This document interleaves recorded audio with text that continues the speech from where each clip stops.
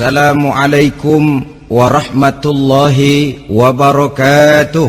Waalaikumsalam warahmatullahi wabarakatuh. Alhamdulillah, wassalatu wassalamu ala sayyidina Rasulillah, sayyidina wa maulana Muhammad ibn Abdullah wa ala alihi wa sahbihi wa mawalah. La haula wa la quwwata illa billah, amma ba'du. Bapak-bapak, ibu-ibu, saudara-saudara kaum muslimin rahimakumullah. Sudah menjadi keyakinan dalam kehidupan kita bahwa segala yang ada permulaannya tentu akan ada penghabisannya. Setiap yang punya awal mesti akan punya akhir. Tidak ada keabadian dalam kehidupan dunia ini. Semuanya datang dan pergi silih berganti, berubah oleh pergeseran masa dan pertukaran waktu. Demikianlah kalau kita mau merenungi kehidupan dari alam di sekitar kita. Sejak dari kehidupan tumbuh-tumbuhan, binatang, sampai kepada kehidupan kita, makhluk bernama manusia. Lihatlah kita manusia misalnya. Dimulai sejak kita terlahir ke alam ini, keluar dari alam rahim ibu, menjadi bayi yang merah tidak berdaya, untuk kemudian berangsur meningkat menjadi anak-anak. Dari kehidupan anak-anak berubah lagi kita menjadi remaja dengan segala keceriaan dan kelincahannya, dan dari masa remaja naik lagi kita memasuki usia dewasa, untuk kemudian berangsur memasuki hari tua. Lalu setelah kita memasuki hari tua, sehari, seminggu, sebulan, setahun, sampailah kita kepada batas waktu yang telah ditentukan oleh Allah, yang dinamakan ajal, dan bertemulah kita dengan yang disebut maut. Ini merupakan kepastian dalam kehidupan. Kalau saja kita mau merenung perubahan-perubahan yang terjadi pada diri kita, seharusnya membuat kita insaf dan sadar. Dikala remaja kita begitu lincah, punya rambut yang hitam ikal berderai, punya lesung di pipit, punya senyum yang indah menawan setiap orang yang melihat, punya kulit yang kencang dan bersih. Manakala kita memasuki hari tua, perubahan frontal pun terjadi. Kulit mulai jadi keriput, rambut yang tadinya hitam ikal berderai mulai memutih, nikmat berkurang. Gigi yang tadinya utuh dan sanggup mengunyah apa saja, satu demi satu permisi meninggalkan kita. Sangat boleh jadi dikala remaja kita senyum semua orang terpikat, dikala hari tua dengan kulit yang keriput dan gigi yang tidak ada lagi, manakala kita senyum mungkin orang bakal lari dari sekitar kita. Kemana keindahan yang tadinya begitu menawan? Kemana senyum lesung pipit yang tadinya menarik perhatian orang? Pergi meninggalkan kita, berubah oleh pergeseran masa dan pertukaran waktu. Nah, bila maut datang menjemput kita, selesailah kehidupan sampai di situ? Ternyata belum. Kalau lahir merupakan perpindahan hidup dari alam rahim ke alam dunia, maka mati hakikatnya merupakan perpindahan hidup dari alam dunia ini ke alam kehidupan yang berikutnya, yang dinamakan dengan alam barzah. Andai kata hidup cuma sekali, secara moral kita sanggup berkata, alangkah tidak adilnya Tuhan. Kenapa? Dalam kehidupan ini kan aneka ragam terjadi. Ada orang yang zolim, ada orang yang dizolimi. Ada orang yang membunuh, ada orang yang terbunuh. Ada orang yang kaya, ada orang yang miskin. ada orang yang jujur, ada orang yang menghalalkan segala cara, sehingga banyak ketidakadilan yang terlepas daripada pengadilan dunia. Lalu orang pun bilang, di dunia ini katanya banyak pengadilan tapi sulit keadilan. Di dunia ini mudah mencari pengadilan tapi sulit untuk mencari ketidakadilan. Andai kata hidup cuma sekali, tidak akan ada hidup sesudah hidup yang sekarang ini. Bagaimanakah nasib mereka yang lepas dari pengadilan dunia ini? Alangkah tidak adilnya Allah, andai kata tidak ada kehidupan sesudah hidup yang sekarang. Tentulah akan terjadi di mana orang menghalalkan segala macam cara untuk mencapai tujuan. Yang penting kan saya kaya, yang penting kan saya punya jabatan dan kedudukan tinggi. Kalau perlu jilat atas, jilat atas. Kalau perlu sikut kiri kanan, sikut kiri kanan. Kalau perlu injak bawah, injak yang bawah. Ini prinsip daripada orang-orang komunis. Dan pantas karena mereka tidak percaya kepada kiamat. Pantas karena mereka tidak percaya akan adanya kehidupan sesudah hidup yang sekarang ini. Maka saya menghimbau kepada seluruhnya, kita sudah kadung menyepakati negara ini berdasarkan Pancasila.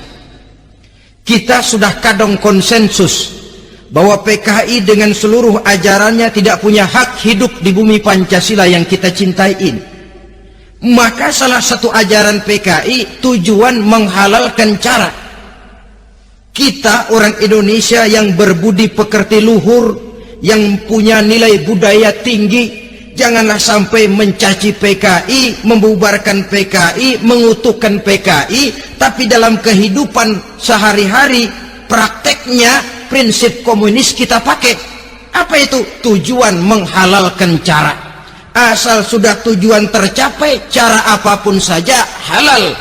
Itu pandangan hidup orang yang tidak percaya kepada adanya hari akhirat. Sebagai muslim yang yakin akhirat ada, kiamat pasti akan datang. Hidup tidak cuma sekali. Maka kalau kita zalim, kalau kita berbuat aniaya, kalau kita melakukan korupsi, kalau kita merugikan orang lain, boleh jadi kita terlepas daripada pengadilan dunia. Tapi ingatlah, kita tidak akan pernah lepas dari pengadilan Allah, pengadilan Qadhi Rabbul Jalil, di mana kita akan diadili dengan seadil-adilnya, dan tidak satu perbuatan yang bersifat salah, yang bagaimanapun kecilnya, yang akan lepas dari pengadilan di akhirat itu nanti. Pantas saja kalau satu hari malaikat Jibril datang menasihati Rasulullah sallallahu alaihi wasallam, yang artinya juga menasihati kita semua. Apa kata malaikat Jibril kepada baginda Nabi? Ya Muhammad, ish ma syi'ta fa innaka mayyitun. Hai Muhammad, hiduplah semau kamu, tapi jangan lupa kamu pasti akan mati. Kalau memang dilarang tidak terlarang, dicegah tidak tercegah, kamu mau melaksanakan hidup menurut maumu sendiri, persilakan. Hiduplah menurut mau dan gayamu, tapi jangan lupa, fa innaka mayyitun, satu saat kau pasti bakal mati. Dan mati itu bukan akhir dari segalanya, dia babak baru bagi kehidupan selanjutnya. Silakan hidup menurut maumu, tapi jangan lupa kau pasti akan mati. Wa'mal ma syi'ta fa innaka majziyun bih. Kerjakan apa saja yang kamu mau. Kalau kau mau menghalalkan segala macam cara, persilahkan halalkan segala macam cara. Tapi jangan lupa kau akan mendapat balasan dari seluruh amal perbuatanmu. Wa ahbib ma syi'ta fa innaka mufariquhu. Dan cintailah apa saja yang mau kau cintai. Kau cintai anak istrimu, silahkan. Kau cintai harta bendamu, tafadhal. Kau cintai tanah airmu, kau cintai pangkat dan jabatanmu, persilahkan. Tapi jangan lupa, fa innaka mufariquhu, kau pasti akan berpisah dan akan meninggalkan segala yang kau cintai itu. Apa Apa artinya ini buat kita? Ternyata sesudah maut datang menjemput kita, ada kehidupan sesudah hidup yang sekarang ini. Ini yang mendorong kita untuk dalam kehidupan di dunia ini tidak melakukan prinsip saenake dhewe, semaunya sendiri saja, asal perut kenyang, asal pangkat tinggi, asal harta dapat. Masa bodoh dengan merugikan orang lain, masa bodoh dengan menipu orang lain. Iku jenenge saenake dhewe. Muslim tidak diajarkan. Ingat manusia, setelah kau mati, setelah kiamat datang, kau akan dibangkitkan, kau akan dimintakan pertanggungan jawab tentang kehidupan yang sekarang ini. Saudara hadirin, oleh sebab itu kalau kita bicara soal kiamat, soal akhirat, ini memang masalah yang gaib, yang sepenuhnya tidak bisa dicernakan dengan kemampuan penalaran intelektual. Dasar di dalam membicarakan ini tidak lain adalah iman kita kepada Allah Subhanahu wa ta'ala. Bukan cuma zaman sekarang, dari zamannya Nabi. Orang itu kalau sudah bicara kiamat, bicara akhirat, ada yang ragu-ragu, ada yang menolak sama sekali. Bukan dari zaman sekarang, dari zaman dulu. Pernah kok satu saat Rasulullah itu dakwah menceritakan, saudara-saudara, akan terjadi kiamat di mana Allah akan membangkitkan manusia dari kuburnya untuk memintakan pertanggungan jawab. Ini dalam dakwahnya Nabi pidato macam itu. Apa reaksi orang?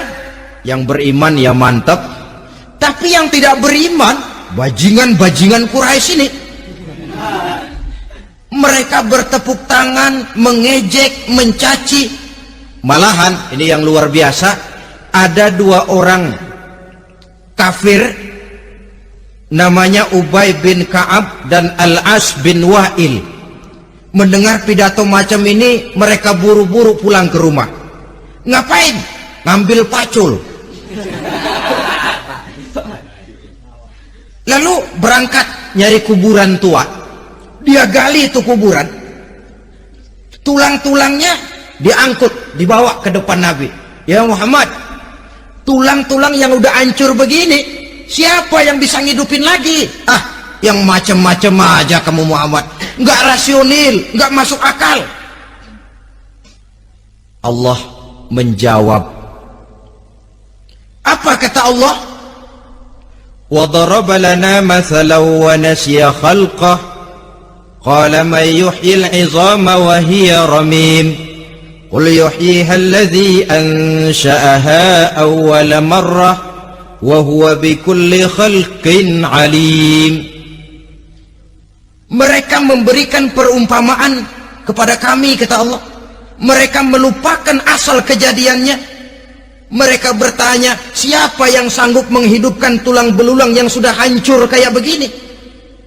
Qul yuhyiha allazi ansha'aha awwala marrah. Katakan kepada mereka Muhammad, yang akan menghidupkannya adalah dia yang telah menciptakannya pertama kali dulu. Kalau dia sanggup menciptakan, dia tentu lebih sanggup lagi untuk mengembalikan reproduksi ciptaan itu sebagaimana semula. Yang paling kasihan yang ragu-ragu. Akhirat itu ada apa enggak sih? Kiamat itu ada apa enggak sih? Lantaran ragu-ragu, terombang-ambing dia antara harapan dan putus asa, antara kenyataan dan idealisme. Ada yang buta sama sekali 100% terhadap keadaan-keadaan sesudah mati. Perhatian mereka hanya tercurah kepada kehidupan sebelum mati. Yang mereka perhatikan siang dan malam tidak lebih daripada urusan perut. Pergi pagi pulang sore, peras keringat, banting tulang. Cuma soal makan, soal minum, soal pakaian, soal kendaraan, soal rumah tangga, soal anak, soal istri.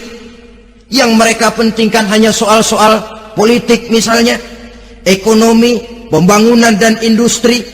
Untuk soal-soal kayak begitu, giat betul, habis seluruh waktu untuk memikirkan meningkatkan kebudayaan, politik, sosial, ekonomi. Kadang-kadang kurang tidur, kurang istirahat, berkeliaran ke sana kemari ke tempat yang jauh-jauh, sampai kadang-kadang terkena stres, penyakit darah tinggi, ginjal, lever, untuk memikirkan hal-hal yang semata-mata karena dunia saja. Lantas boleh jadi mereka mendapatkan kekayaan yang berlimpah ruah, mendapatkan kedudukan yang tinggi, nama yang semerbak, dikenal orang di barat dan di timur, di utara dan di selatan. Tetapi alangkah kecewanya mereka jikalau datang ajal menjemput nyawa, mati mereka, meninggalkan harta yang banyak, nama yang masyhur, mereka disebut dengan jasa-jasanya. Radio memberitakan, TV menyiarkan, koran-koran memuat, bahkan nama mereka kadang-kadang dikenang 2-3 tahun setelah wafatnya. Tetapi dalam pada itu, roh mereka merintih, mengeluh, menderita, karena dilemparkan oleh Allah ke tempat-tempat yang kotor, penyesalan yang sudah tidak akan ada gunanya lagi. Saudara-saudara kaum muslimin rahimakumullah, oleh karena itu kehidupan akhirat bukanlah dongeng dan takhayul, bukan khurafat dan hayalan. Kehidupan akhirat, hari kiamat, adalah kebenaran dan kepastian.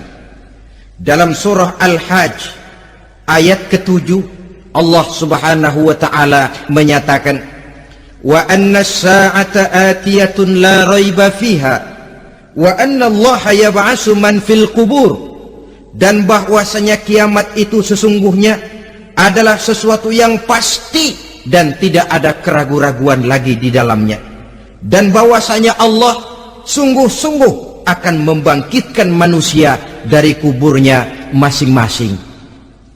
Nah, kalau kita sudah yakin kiamat sesuatu yang pasti adanya, akhirat sesuatu yang pasti adanya, dari mana pembicaraan tentang kiamat ini kita mulai? Tentu dari diri kita. Marilah kita mencoba melihat proses perjalanan hidup ini sampai kita memasuki kiamat. Hadirin, tidak ada makhluk secantik manusia. Tidak percaya, pernah ke Ragunan?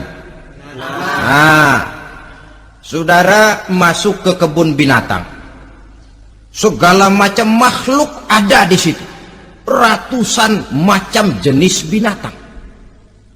Bandingkan dengan saudara, kira-kira cakep mana?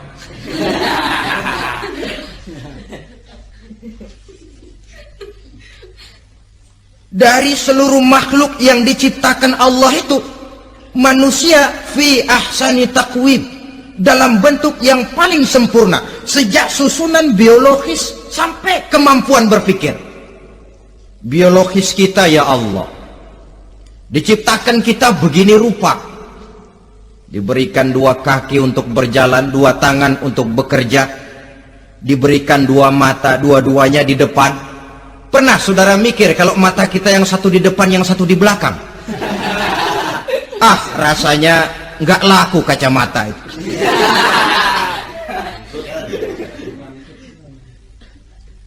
Diberikan hidung dengan 2 lubang, tahu betul Allah ke bawah lagi lubangnya. Coba pikir kalau lubang hidung kita menghadap ke atas, aduh, kalau musim hujan repot jagain hidung.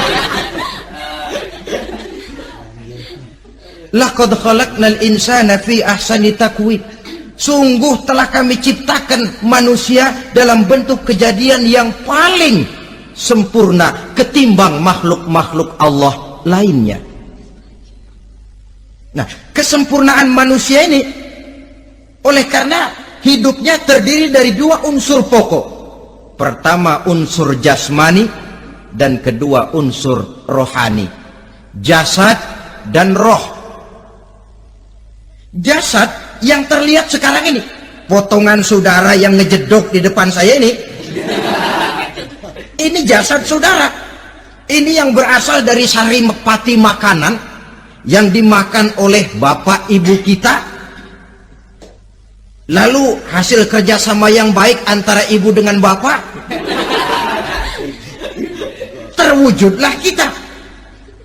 Kalimat langsungnya, jasad ini berasal dari tanah yang tadi berubah dari bayi, remaja, dewasa, meningkat hari tua. Yang berubah itu jasmani kita.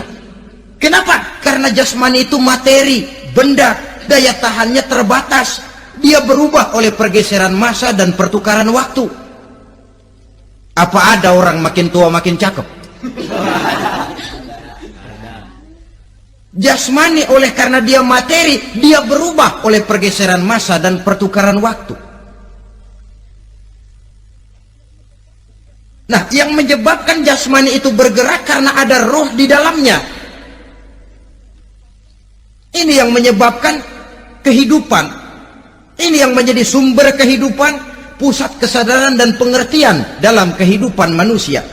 Tanpa roh dalam diri kita, maka jasad kita, pernah lihat orang mati? Nah, itu kalau orang mati, coba perhatikan. Apanya yang kurang? Kupingnya masih ada, tapi sudah tidak sanggup mendengar. Matanya masih lengkap, tapi tidak mampu melihat. Jangankan melihat, terbuka saja tidak. Mulutnya masih ada, tapi sudah tidak bicara lagi. Telinganya cukup, tapi sudah tidak sanggup mendengar. Kakinya lengkap, tapi tidak mampu lagi berjalan. Apa penyebabnya itu? Ternyata jasmani kita, jasad ini, manakala sudah ditinggalkan oleh ruh, dia tidak akan bisa berdaya apa-apa. Tidak mampu berjalan, tidak pula berbuat, tidak pula bekerja apapun saja. Saudara-saudara, dua-duanya punya kebutuhan. Jasmani ada kebutuhannya, rohani pun ada kebutuhannya. Jasmani yang jelas perlu makan, perlu minum, perlu tidur, perlu pakaian, dan sebagainya. Nah, apabila saat berpisah datang, ajal sampai, berpisahlah roh dan jasad. Dan itulah yang dinamakan dengan maut. Jadi apa sih mati itu? Mati adalah berpisahnya roh dengan jasad.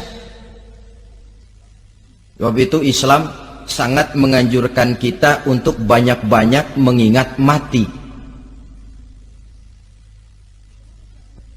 Bagaimana caranya mengingat mati? Pertama, mati itu kan pasti. Kira-kira yang hadir di sini ada yang nggak mati nggak kira-kira? Semuanya bakal mati kan? Berani? Berani. Sekarang mau? Saudara, sebenarnya kalau kita merenung lebih jauh, orang itu tidak perlu takut mati. Walaupun tidak boleh terlalu berani menghadapi mati. Karena bagaimanapun takutnya kita kepada mati, toh dia pasti datang. Bagaimanapun beraninya kita mati, kalau belum ajal ya tidak mati juga. Jadi muslim itu kan harus berani menghadapi hidup dan tidak takut menghadapi mati. Mati adalah sesuatu yang pasti.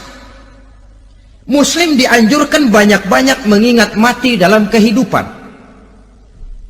Caranya bagaimana? Pertama, berziarah nengokin teman yang sakit. Ya? Suka nengokin teman yang sakit enggak? Oh, itu pahalanya kata Nabi. Menengok orang yang sedang sakit lebih afdol daripada sholat sunnah 1000 rakaat. Apa pernah saudara sembahyang sunnah sampai 1000 rakaat? Nengokin orang sakit pahalanya lebih afdol daripada itu. Kenapa menengoki orang sakit mengingatkan kita kepada mati?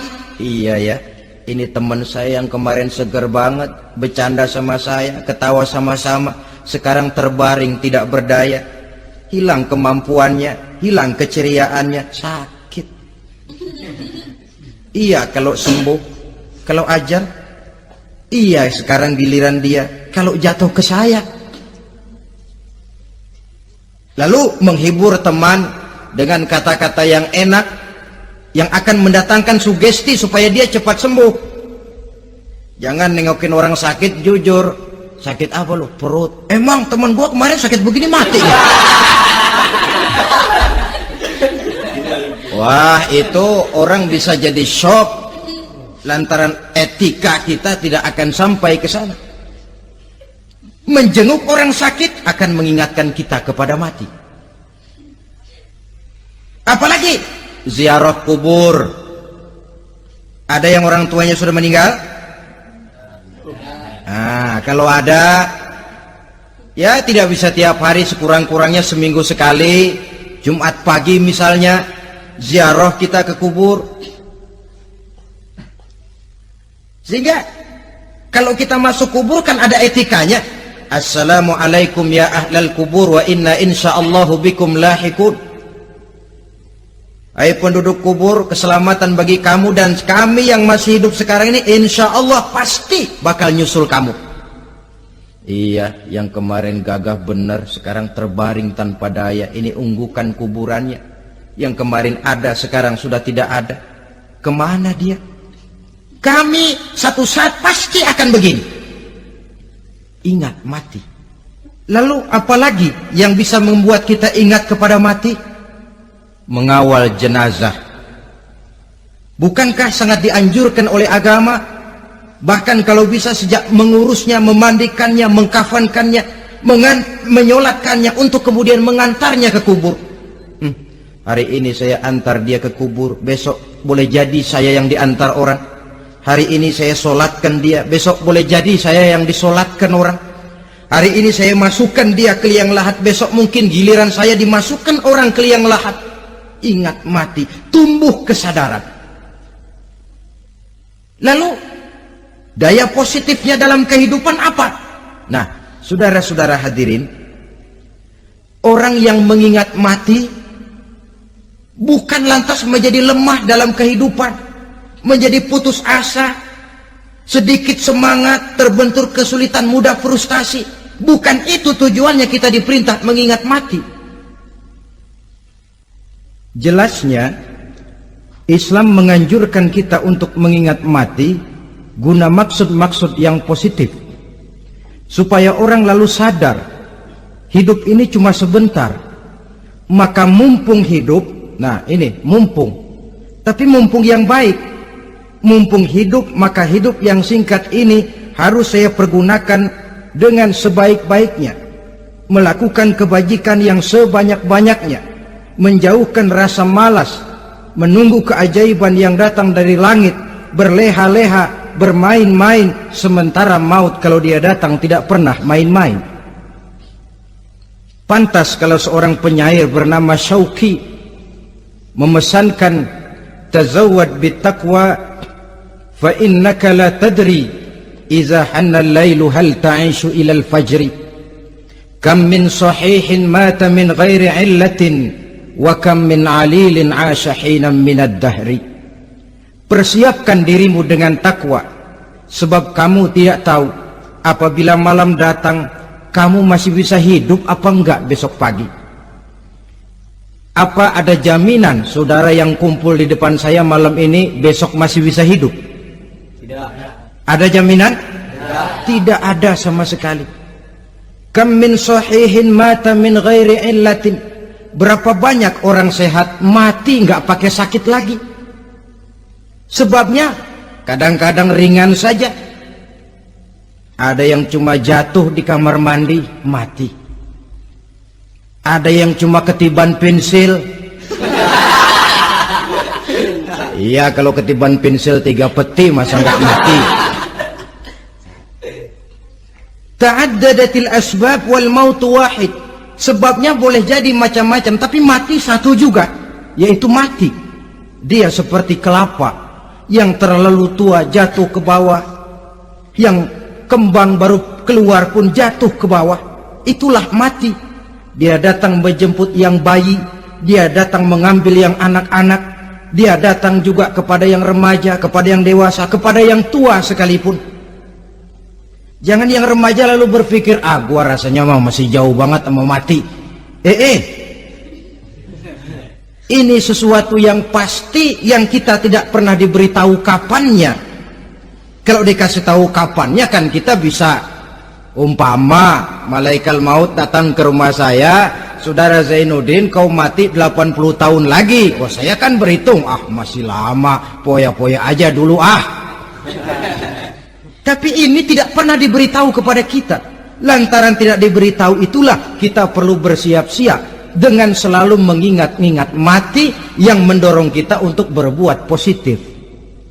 Satu contoh peringatan mati yang mendatangkan positif pada peristiwa ketika turun perintah hijrah. Ketika di Mekah sudah terpepet turun perintah hijrah. Ini sahabat yang berangkat hijrah, jangan dikira semua bulat hati. Ada yang mikir, kalau saya hijrah berangkat dari Mekah ke Madinah, nanti di tengah jalan dicegat oleh kafir Quraisy lalu dibunuh, mati saya. Takut mati. Allah peringatkan, kullu nafsin za'iqatul maut. Kamu disuruh hijrah saja takut mati, padahal kamu tahu semua yang hidup bakalan mati. Diam saja di Mekah mati, hijrah ke Madinah pun akan mati. Mendengar ayat ini, Sayyidina Umar bin Khattab seperti dibakar semangatnya. Kalau sebagian sahabat hijrah sembunyi-sembunyi, beliau mau hijrah itu malah bajingan Quraisy dikumpulkan ke Ka'bah. Pidato, ya ma'syara Quraisy, dedengkot Quraisy, dengerin. Besok pagi yang namanya Umar bin Khattab mau hijrah dari Mekah ke Madinah. Siapa yang kepengen kepalanya berpisah dengan badannya, persilahkan cegat Umar di jalanan. Besok dengan tenang dia berangkat hijrah, gak ada yang berani nyegat. Tuh Quraisy juga barangkali mikir, gue ngapain nyegat penyakit. Begitu ingat mati, timbul semangat juang, timbul semangat berbuat. Ini ingat mati yang positif, bukan yang melemahkan semangat. Dah jangan kerja rajin-rajin dah, lu bakalan mati. Ini ingat mati yang salah pasang. Ingat mati seharusnya mendorong manusia untuk berbuat lebih tekun. Allah memberikan peringatan, qul innal mauta alladzi tafirruna minhu fa innahu mulaqikum. Katakan, maut yang kamu akan melarikan diri daripadanya, yang kamu takuti benar dia pasti akan datang menjemput kamu. Saudara-saudara hadirin yang saya hormati, datangnya memang tidak kita harapkan yang namanya maut, tapi sekali dia datang tidak ada pintu tempat kita lari. Dia memang tidak pernah kita undang, tapi sekali dia datang mengetok pintu, kekuatan apa yang bisa menolak? Dia sebuah tanda seru dalam kehidupan. Apa yang menyebabkan orang takut mati? Pertama barangkali karena dia tidak tahu bagaimana kehidupan sesudah mati. Alam kubur gelap, alam akhirat gelap, sehingga dia bingung. Lantaran bingung lalu jadi takut. Yang kedua boleh jadi oleh bayangan-bayangan dosa yang pernah dia kerjakan di dunia ini. Kerjanya cuma menumpuk dosa. Dia gembira, bahagia, tertawa di atas tumpukan dosanya, merasa segan berpisah dengan seluruh kehidupan ini, sehingga boleh jadi maut adalah sesuatu yang ditakutkannya benar dalam kehidupan. Tapi bagaimanapun takutnya, tidak ada tempat lari dari dia. Dalam ayat lain Allah jelaskan, ainama takunu yudrikumul mautu walau kuntum fi burujim musayyadah. Di mana saja kamu berada, dalam benteng yang paling tangguh sekalipun, maut pasti akan datang menjemput kamu. Nah, bagaimana caranya maut datang menjemput kita? Bila datang dia, sang malaikat pencabut nyawa, malaikat Israel namanya, hendak mengambil roh kita. Dalam suasana macam begitu, di akhir kehidupan dunia, dalam berhadapan dengan sakaratul maut, terbagilah manusia dalam dua bagian besar. Pertama, yang menghadapi sakaratul maut itu dengan husnul khatimah, baik di akhirnya, sehingga pada saat ruhnya berpisah dengan jasadnya, kelihatan dia seperti senyum, mukanya cerah. Bahkan sebelum itu boleh jadi dia sempat meninggalkan pesan-pesan yang baik. Ada yang sempat azan, ada yang sempat baca Quran. Pernah kan nemui orang yang mau mati seperti itu? Yang sempat azan, yang sempat baca Quran, yang sempat meninggalkan wasiat-wasiat yang baik. Sebab apa? Malaikat maut datang menjemput mereka juga dengan baik-baik. Dicabut ruhnya perlahan-lahan, tapi sungguh pun perlahan-lahan. Pedihnya, sakitnya tetap tiada tara. Rasulullah Sallallahu Alaihi Wasallam, dikala beliau hendak berhadapan dengan sakaratul maut, diceritakan mencelupkan tangannya ke dalam gelas berisi air, lalu mengusapkannya ke muka beliau seraya berdoa, "Ya Allah, mudahkan saya dalam menghadapi sekarat ini." Beliau juga yang mengatakan bahwa sakitnya sakaratul maut sama dengan 300 kali bacokan pedang. Sehingga kita diajarkan doa, di antara doa selamat itu kan ada Allahumma hawwin alaina fi sakaratil, ya Allah, mudahkan saya di dalam menghadapi sakaratul maut itu. Ketika ruh ini keluar dari jasad, mata masih mengikuti ruh itu. Sehingga kadang-kadang ada yang matanya terbelalak dan tidak sempat ditutup, terbuka terus, mengikuti ruh itu keluar dari jasadnya. Adapun golongan kedua, manusia yang ketika berhadapan dengan sakaratul maut mendapatkan su'ul khatimah, jelek di penghabisannya. Sekaratnya sudah setengah mati, lalu jelek juga di akhirnya, mati dalam keadaan yang tidak baik, tidak terpuji. Ada yang lagi megang kartu, mati. Ada yang lagi di tempat ngadu ayam, mati. Ada yang lagi di tempat pelacuran, mati. Ada yang lagi megang botol minuman keras, mati. Nih barangkali malaikat maut gemes banget nariknya, lu bajingan, lu tarik terus kan. Mati su'ul khatimah. Makanya bagus itu. Kadang-kadang di majelis-majelis taklim kan sering dibaca, ya Allah biha, ya Allah biha, ya Allah bihusnil khatimah. Kan ada itu? Ada enggak? Saudara hadirin, mohon agar oleh Allah kita diberikan husnul khatimah, baik di saat ruh akan berpisah dengan jasad. Ini sesuatu yang pasti. Sang malaikat maut datang menjemput nyawa. Setelah ruh berpisah dari badan, maka tinggallah sang badan, ditangisi oleh semua yang kita tinggalkan. Sehingga kepada putrinya Fatimah, ketika malaikat maut datang hendak menjemput baginda Nabi, beliau berkata kepada anaknya, Fatimah, kamu tahu siapa yang datang? Saya tidak tahu, Bapak. Yang datang hadimul lazat, itu dia yang menghancurkan seluruh kesenangan dunia. Wa qati'u syahwat, yang memisahkan kita dengan seluruh yang kita cintai. Dia malaikat maut, Pak. Manakala jasad sudah ditinggalkan oleh ruh, itulah yang dikerubungi orang. Anak menangis, istri menangis, orang tua bersedih, teman-teman merasa kehilangan, menangisi jasad. Diuruslah jasad kita, dimandikan sebagaimana mestinya, dikafankan dengan kain putih 3 lembar, itu yang hendak kita bawa kembali ke tempat asal kita. Pakaian sutra, jas yang mereknya Switzerland wool, kain yang Samarinda, sepatu yang Belly atau Beltoni, jam tangan yang Rolex, kendaraan yang serba mewah. Tidak ada yang menyertai kita. Kain putih 3 lembar itu saja lagi. Demi setelah dikafankan, dibujurkan kita menghadap ke arah kiblat, orang banyak pun datang menyolatkan kita dengan 4 takbir, diiringi dengan doa. Lalu upacara pelepasan, berangkat kita meninggalkan anak, istri, suami, kampung halaman, tanah air, bahkan alam dunia ini.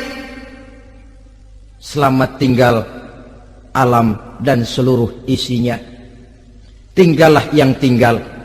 Saya akan kembali ke tempat asal dari mana saya datang, untuk kembali mempertanggungjawabkan seluruh perbuatan saya dalam kehidupan ini. Manakala upacara pelepasan selesailah sudah, dimasukkan kita ke keranda jenazah, digotong orang, bismillah wa ala millati rasulillah, dibawa ke tempat peristirahatan terakhir katanya. Padahal dulu kalau mau kita istirahat, ke villa lah kita, ke Bali lah kita, ke Hong Kong lah kita, ke tempat-tempat tamasya yang indah. Oh, rupanya akan sampai juga perjalanan menuju tempat peristirahatan terakhir yang luasnya tidak akan lebih dari 2 kali 1 meter. Diusung orang kita, diantarkan orang banyak. Manakala sampai ke atas yang lahat, pengusung jenazah dibuka, diturunkan kita ke liang lahat, dibaringkan. Gumpalan tanah akan jadi bantal kita. Muka dibuka, dihadapkan ke arah kiblat. Setelah itu ditutup liang lahat kita dengan kayu. Masih belum kurang, diuruk dengan tanah. Yang menguruk orang-orang yang tadinya mencintai kita, menyayangi kita. Tapi ketika jasad sudah ditinggalkan ruh, habis rupanya cintanya. Coba jasad kalau sudah ditinggalkan ruh, 3 hari aja di rumah, serem. Ya mayit, siapa yang betah nemenin mayit? Lalu bila upacara pemakaman selesai, maka berusahalah semuanya. Para pengantar akan kembali ke rumahnya masing-masing.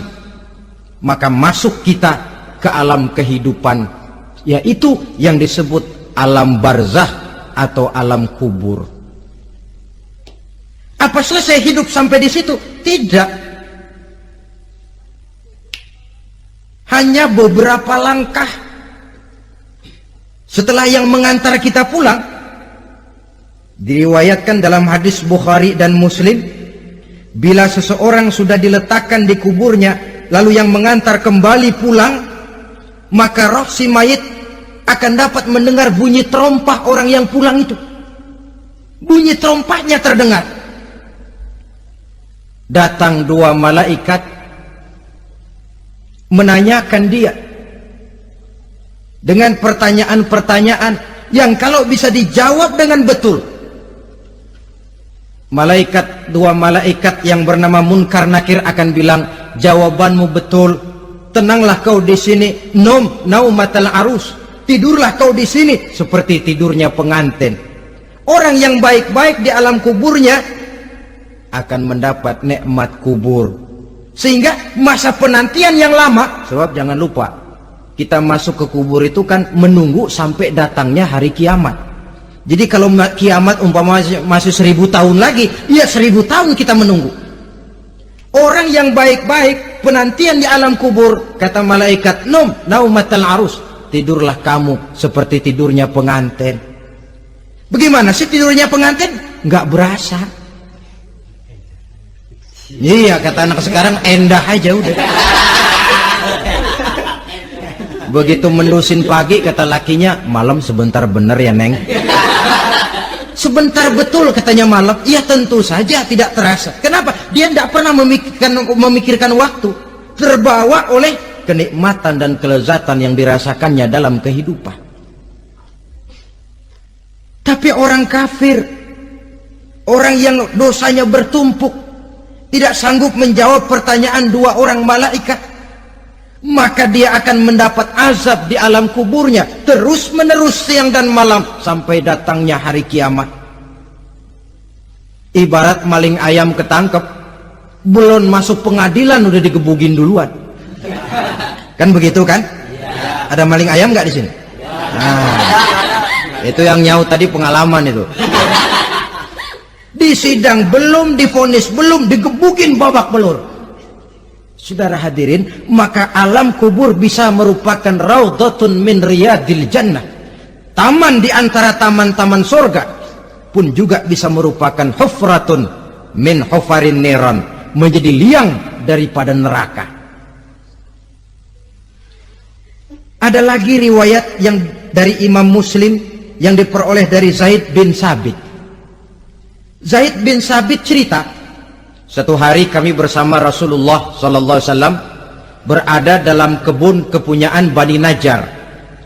Rasulullah sedang duduk di atas keledai. Tiba-tiba entah bagaimana itu keledai terkejut, kaget, berontak, hampir Rasulullah jatuh. Rasulullah kemudian bertanya, rupanya di kebun itu ada kuburan tua, 5 atau 4 kuburan. Rasulullah lalu bertanya, saudara-saudara, ada yang tahu nggak ini kuburan siapa? Nggak ada ya Rasulullah. Memang kenapa? Ini penghuni kuburnya lagi disiksa oleh Allah. Andai kata boleh saya mohon kepada Allah supaya kamu dengar seperti yang saya dengar, andai kata saja kamu kuat mendengarnya, saya pasti akan berdoa. Tapi sayang, saya yakin kamu pasti tidak akan kuat mendengar mereka mendapat azab di kuburnya. Hadis sahih riwayat Imam Muslim dari Zaid bin Sabit. Kehidupan di alam barzah. Pak, iya kalau yang matinya dikuburin. Lah kalau yang matinya diceburin ke laut, dibakar, di medan perang hilang gak ketahuan kemana jenazahnya. Saudara, hilang kek, dikubur kek, di dalam lautan direndam kek, itu kan cuma logika kita.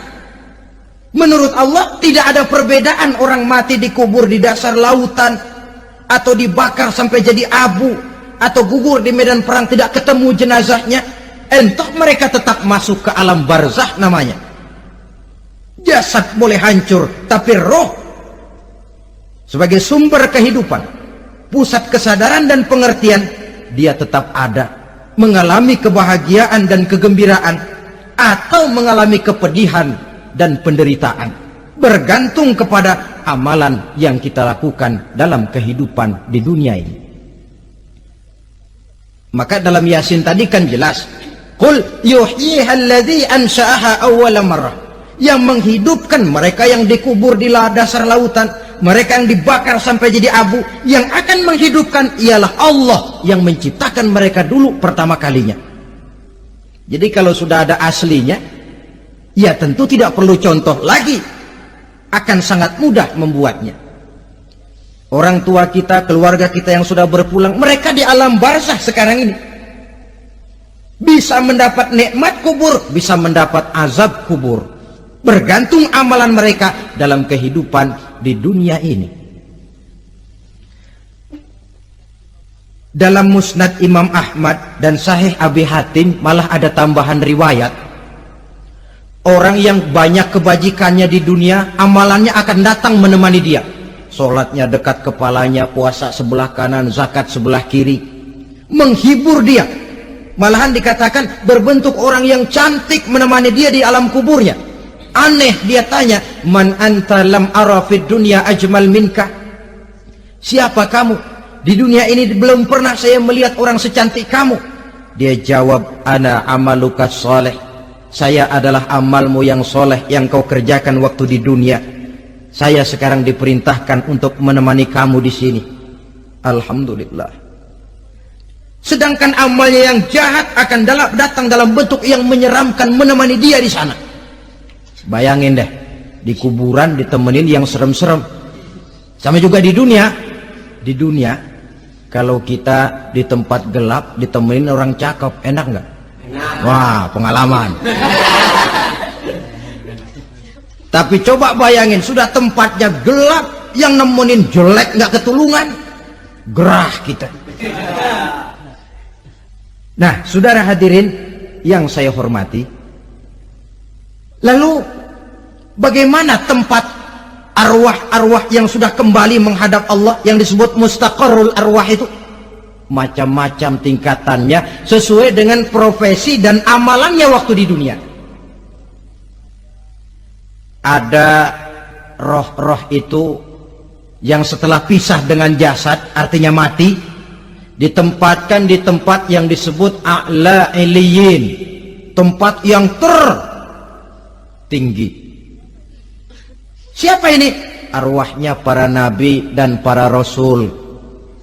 Ini fi a'la iliyin, di tempat yang tertinggi. Arwahnya para nabi, arwahnya para rasul. Dan karena kita bukan nabi, bukan rasul, ya jangan mimpi dapat tempat fi a'la iliyin, kecuali kalau Allah menghendaki. Itu hak prerogatif Allah, tapi kan tidak adil kalau Allah melakukan itu. Ini kelompok roh-roh yang masuk golongan VIP. Wah, the first class. Para nabi, para rasul. Lalu ada pula roh-roh itu yang setelah pisah dengan jasadnya diumpamakan seperti burung-burung hijau yang berterbangan di perkebun-kebunan surga. Roh siapa mereka ini?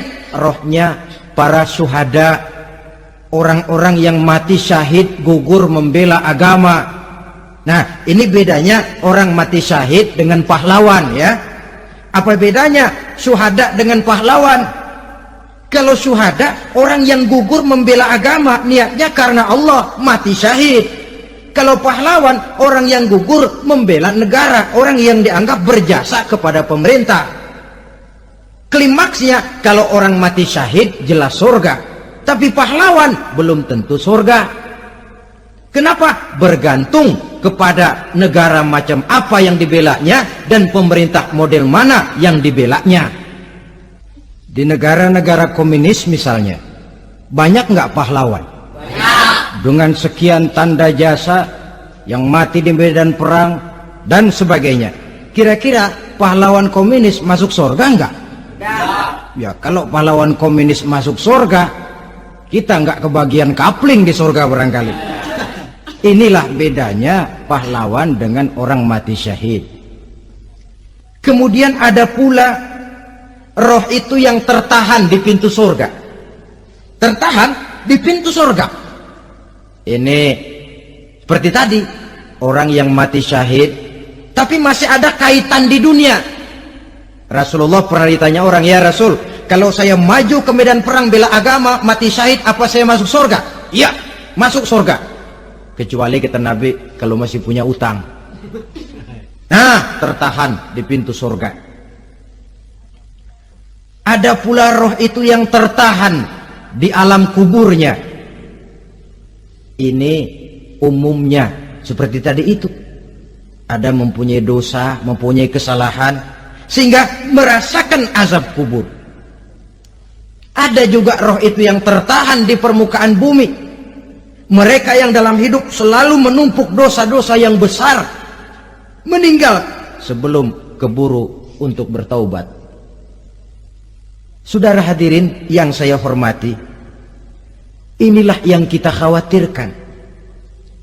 Sebab jikalau pada saat roh sudah datang, jikalau saatnya roh datang berpisah dengan jasad, menemukan sakaratul maut, saat itu taubat sudah tidak akan ada gunanya lagi.